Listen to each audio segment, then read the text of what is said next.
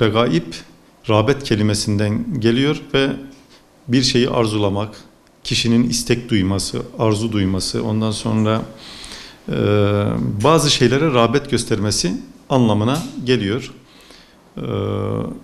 Bunun tabi Regaib gecesiyle alakası, bağlantısı ne? Aslında Rabbimiz Celle Celaluhu Kur'an-ı Kerim'de İnşirah suresinde şöyle buyuruyor.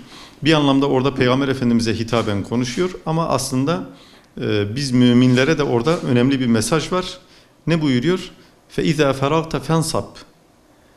Bir işi bitirdiğin zaman hemen başka bir işe koyul, yani onunla uğraş, sürekli kendini meşgul et anlamında. وَاِلَى رَبِّكَ فَرْغَبْ. Ve bir de Rabbine rağbet göster. Fergab'daki o emir aslında biz bütün Müslümanlar için bir anlamda, sadece Peygamber Efendimiz'e değil, onun şahsında bizler için de bir emir. Rabbinize rağbet edin diyor Cenab-ı Allah. Bunun Regaib gecesiyle ilgili, hani bu ayet-i kerime Regaib gecesine işaret ediyor demiyoruz. Yani o ayrı bir konu ama burada Regaib kelimesiyle bağlantılı bir önemli konu var. Rabbimize rağbet etmek. Bu dünya hayatında aslında Adem Aleyhisselam'dan bugüne kadar insanoğlunun yaşamış olduğu en önemli problemlerden birisi kendi arzu ve isteklerini frenleyememesi. Salih insanlar, ki başta peygamberler, en salih olanlar onlar. Onun dışında, peygamberler dışında salih insanlar, Cenab-ı Allah'ın yolunda giden insanlar genellikle kendi arzu ve isteklerini frenleyebilmiş, bir çerçeveye oturtmuş, bir nizam vermiş insanlardır. Ama dünya üzerinde sıkıntılı insanlar, problemli insanlar, Nemrut gibi, Firavun gibi, bunlar arzularını frenleyememişler. Tam tersine arzularını ve isteklerini tamamen kendi akıllarının önüne geçirmiş ve her şeyi ona göre yapmaya çalışmışlar. Günümüzde de yaşadığımız en büyük problem bu. Yani arzu ve isteklerimiz bizi yönlendiriyor. Bugün yeryüzünde mesela birçok felaketin sebebi bu. Çok zengin olma arzusu, işte efendim çok arazi sahibi olma arzusu, büyük mevki makam sahibi olma arzusu, aklınıza gelebilecek birçok şey. Bunları frenleyemediği için insanoğlu kendi kendisini bir felakete sürüklüyor farkına olmadan. O nedenle Regaib'in en önemli anlamı rağbetimizi, arzularımızı, isteklerimizi, eğilimimiz olan, yapmak istediğimiz, yapmaktan hoşlandığımız şeyleri Rabbimizin rızasına yöneltmemiz. Aslında en önemli nokta bu. Recep ayına girmiş bulunuyoruz. Recep ayında ve peşinden gelen Şaban ayında hani Efendimiz sallallahu aleyhi ve sellem buyuruyor ya, Allahümme barik lena fi Recep ve Şaban ve bellighna Ramazan. Ya Rabbi bizi, Recep ve Şaban'ı bizim için hayırlı, bereketli kıl ve bizi Ramazan-ı Şerif'e ulaştır. Bu nasıl olacak? Kendimizi, rağbetimizi, fikrimizi, gidişatımızı Rabbimize yönelterek olacak. O nedenle Regaib gecesi bizim için kıymetli. Bu gece bir anlamda kendimizi sorgulayacağız, düşüncemizi sorgulayacağız, fikrimizi sorgulayacağız. Benim rağbetim kime? Ben en çok neye rağbet ediyorum? Mala mülke mi rağbet ediyorum? Cenab-ı Allah'ın emirlerine mi rağbet ediyorum? Yarın öbür gün hepimiz ölüp gideceğiz, ahirete mi rağbet ediyorum? Bir anlamda bunun muhasebesini yapma zamanı diyebiliriz. Regaib kandili şunun için önemli. Peygamber Efendimiz sallallahu aleyhi ve sellem bir hadis-i şerifte ifade ediyor. 5 gece vardır ki diyor, onlarda dualar kabul olunur. Bunlardan bir tanesi Recep'in ilk gecesi, Recep ayının ilk gecesi. İkincisi Şaban ayının 15. gecesi. Üçüncüsü Cuma geceleri. Bütün Cuma, yani Perşembeyi Cuma'ya bağlayan geceler. Dördüncüsü ve beşincisi de 2 bayram gecesi, yani Kurban ve Ramazan bayram geceleri. Bunlar da duaların geri çevrilmediğini Efendimiz sallallahu aleyhi ve sellem bir hadis-i şerifte ifade ediyor. Peki diyeceksiniz ki burada Regaib gecesi yok. Alimlerimiz onu şöyle yorumluyorlar. Recep ayının ilk gecesi kıymetli, dualar kabul olunuyor, reddolunmuyor. İlk Cuma gecesi de zaten Regaib kabul edildiği için Cuma geceleri de zaten dualar reddolunmuyor. O anlamda bizim için kıymetli. Bir şey daha bizim için önemli. Aslında bu geceleri Rabbimiz bize bir rahmetinin ve merhametinin bir göstergesi olarak takdim ediyor. Yani bize demek istiyor ki, bir anlamda şöyle demek istiyor ki, ben aslında sizi affetmek istiyorum. Ben sizi bağışlamak istiyorum. Ben sizi mağfiret etmek istiyorum. Bakın size Recep ayını bir fırsat olarak veriyorum.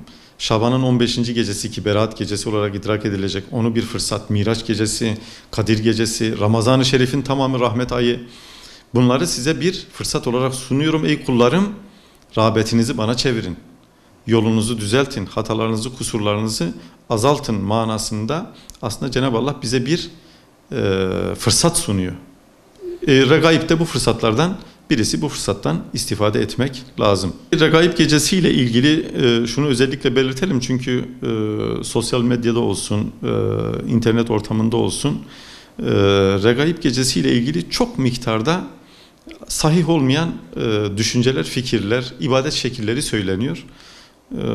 Bunun için altını çizerek ifade etmek lazım. Peygamber Efendimiz sallallahu aleyhi ve sellemin Regaib gecesinde şunu yapacaksınız ya da yapmalısınız, yaparsanız iyi olur, güzel olur diye herhangi bir rivayeti yok. Herhangi bir hadis-i şerif yok. O nedenle Regaib gecesinde illaki şunu yapacaksın diyeceğimiz bir ibadet yok. Ama bütün mübarek gün ve gecelerde yapabileceğimiz genel şeyler var. Nedir o? Peygamber Efendimizin tavsiye ettiği nafile ibadetler. Kur'an-ı Kerim'in bize öğütlediği güzel davranışlar. İşte bunların en başında dua geliyor. Ondan sonra zikir, tesbihat, tehlil, tekbir gibi tesbihatlar geliyor. Ondan sonra nafile namaz kılmak. Gece namazı olur, şükür namazı olur. Bunların dışında da nafile olarak istediğimiz kadar namaz kılabiliriz. Dediğim gibi namaz, Kur'an-ı Kerim tilaveti, bol bol dua. Dua çok önemli. Müslümanlar olarak duaya gerçekten ihmal ediyoruz. Duaya gerekli değeri, kıymeti vermiyoruz. Oysa Cenab-ı Allah duanız olmasaydı neye yarardınız diyor. Peygamber Efendimiz sallallahu aleyhi ve sellem dua ibadetin özüdür diyor. Aslında bizim yapmış olduğumuz bütün ibadetlerin gerçekte şeyi duadır. O nedenle bu gecede bol bol dua, istiğfar, Kur'an-ı Kerim tilaveti, namaz, elimizden ne geliyorsa, gündüzünde de oruç tutabilirsek nafile olarak, Perşembe ve Cuma günü tutabilirsek Cenab-ı Allah ecrini inşallah ihsan eder. Regaib'den dolayı bir oruç yok ama nafile bir oruç tutuyoruz. Cenab-ı Allah elbette ki onun sevabını ihsan edecek. Biz Allah rızası için bir oruç tutuyoruz. Son olarak şunu ifade edelim. Günümüzde insanların bir anlamda sınırsız bir şekilde arzularını tatmin ettikleri bir çağda yaşıyoruz. Yani veyahut da arzularının peşinde koşturduğu, bunun için çok felaketlerin meydana geldiği, katliamların işlendiği, insanların bir felakete sürüklendiği ve bunun kökeninde de arzu ve isteklerimizin bir anlamda sınırsızlığının yattığı bir dönemde yaşıyoruz. Regaib aslında bizim için hem kendimizi muhasebe etmek hem de düşüncemizi, istikametimizi doğrultmak için bir fırsat.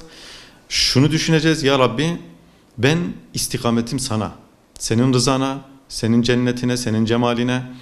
Benim istikametim, benim gittiğim yol, benim yapmış olduğum işler, gayretler, çabalar senin rızanın olmadığı, şeytani olan şeylere değil, sana olmalıdır diye bir anlamda Müslümanlar olarak istikametimizi düzeltmemiz lazım.